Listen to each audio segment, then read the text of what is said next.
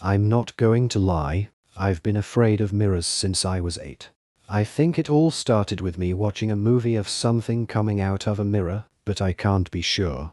Even at my grandmother's house in southern Ohio, the broken dolls and movements in the shadows couldn't compare to my single, terrifying fear of mirrors.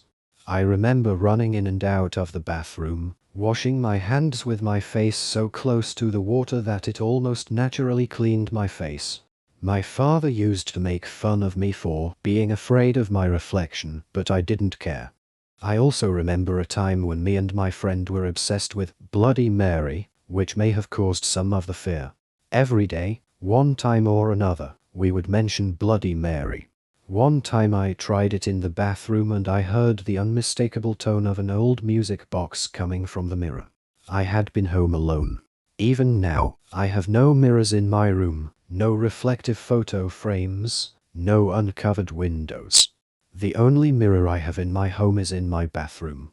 I close the door whenever possible, but I always have that brooding sense that I closed it this morning. I don't know why I feel that way, but I do. Luckily for me, I rarely have to walk close to it throughout the day, so my fear is rarely pushed to an actual scream.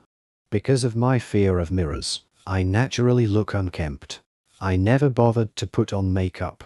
I wash my face in the shower, never closing my eyes for fear of seeing something in the mirror, or something from the mirror. For a girl, I look quite pathetic. Being made fun of for ugliness was fine, as long as I could keep away from that horrifying mirror. I heard something about mirrors that terrified me. If you looked at your reflection in darkness for more than 10 seconds, your face would distort. I found this entertaining enough to where I almost tried it. I couldn't work up the nerve to close the door, so I scratched it. No sir, I wasn't gonna tempt whatever was behind that facade. One day I was actually going to look in a mirror for a good, long time.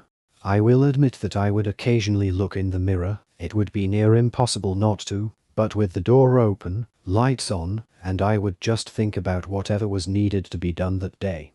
However, today was different. I was going to face my fears. I think that is the correct term. I'm having trouble thinking correctly. I almost had second thoughts about doing it, since I'd been thinking about it all day. However terrified I was, I knew I had to do it. I turned my hallway light on, walked in the bathroom, shut the door.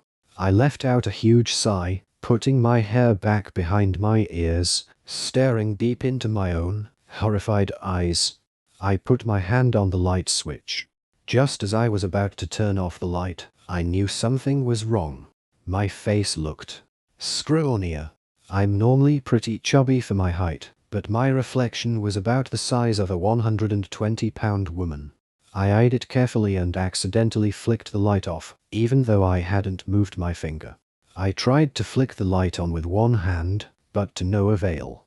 With my right hand, I frantically tried to open the door, but it was jammed. I tried breaking it down, but I couldn't. I didn't look at the mirror. I knew it had something to do with it, but I had no idea what. I sat down, a ridiculous amount of crazy-minded voices filling my head.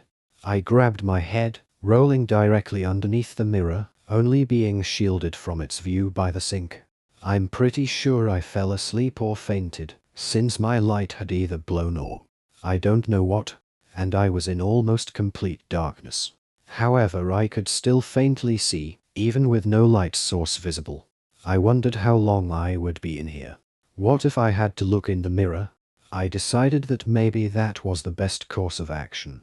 I had my back to the mirror, took a deep breath, and turned around. Nothing was in it. I looked in close. I reached up an unsteady hand and touched it.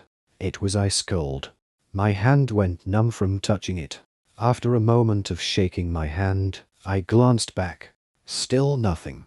The perfect reflection of my bathroom. I looked under my door. Oddly bright, despite little light going into the bathroom. Something weird was going on. I reached under the door, but my hand went ice cold once more. I sighed and laid back down. I was tough. I wasn't going to cry. I fell asleep once more. When I woke back up, my back ached. However, It wasn't as noticeable as the mirror. Someone was in it.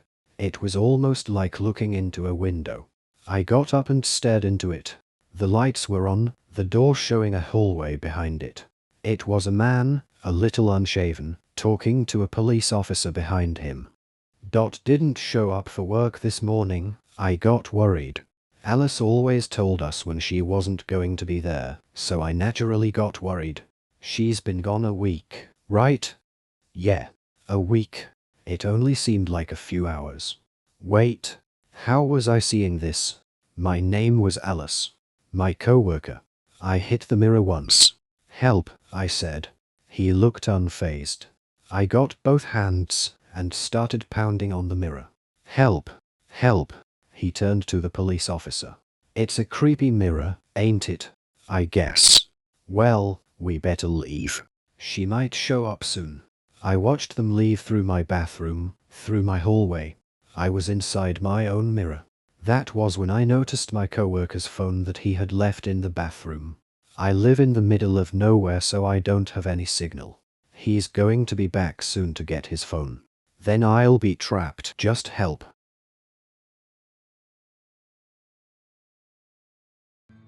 When I was in the 7th grade, I wasn't stupid.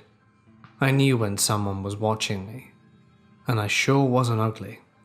I was in shape from playing soccer and going to the gym to stay in shape. I wish I loved myself a bit more back then, but that's besides the point. I was very obviously underage because my face looked 10 and I wore a backpack. Plus, my school was directly next to the Starbucks where this creep worked. Since I was in a bad place back then, I kept several journal entries about my encounter with this man that can help me piece together some details and timelines of the event. But for now, let's begin. I was 12, and soon to be 13 in about 4 months. I was brand new to the area, and unlike my old school, my new school wouldn't let students in early. This was awful because school started at 8:40, and my mum would drop me off on her way to work at 7:10. It was Texas, and very humid and hot most days or pouring down with rain, and to avoid sitting outside in the awful weather, I'd have my mum drop me off at the Starbucks directly next to my school.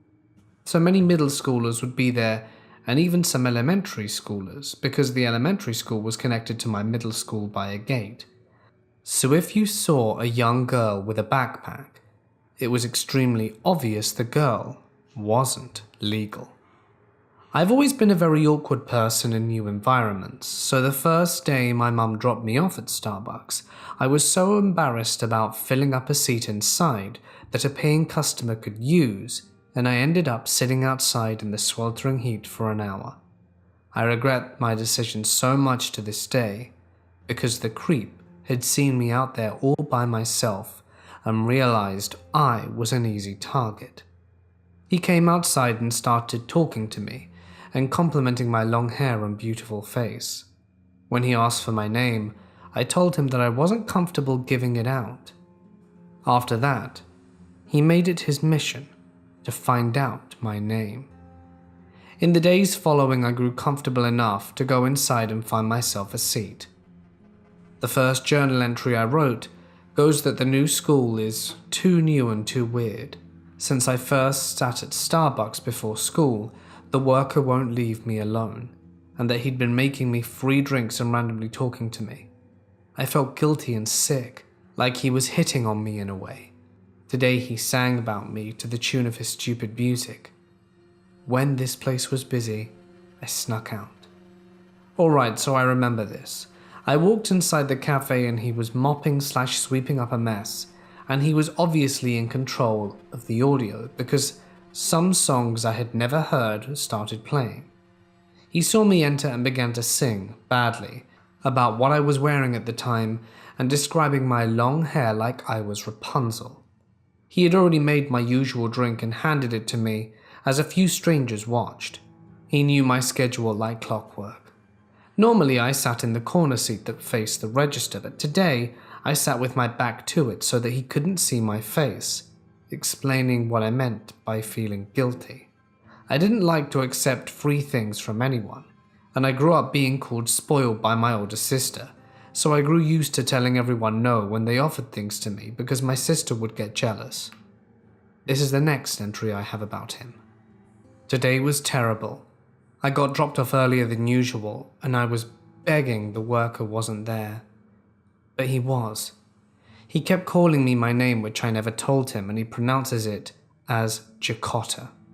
He was giving me a drink to give to my teacher, which I hate, and he also told him by name in the first place.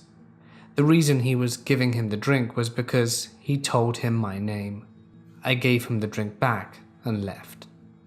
So the day before, I was sitting in Starbucks, and my social studies teacher walked in wearing his lanyard and ID. This creep had been asking other teachers before about my identity, but none of them taught me and didn't know it. Well, obviously my social studies teacher would, since he taught me. And after the worker made my teacher's drink, he pointed at me and asked my name. Dakota, he said, and then left. The next day I grabbed my drink and waited the hour for class to start. As I'm leaving, the creep calls out my name, which he misheard, and I go to the counter to see what he wants. He pushes a big, hot drink towards me, and I remember being very confused about why he made me 2 drinks since I already had 1. Anyway, I liked them cold, not hot, since it was still summer. When I asked him what it was for, he told me it was to give to my teacher since he was kind enough to give my name away. I was frazzled. I gave him the drink back and left.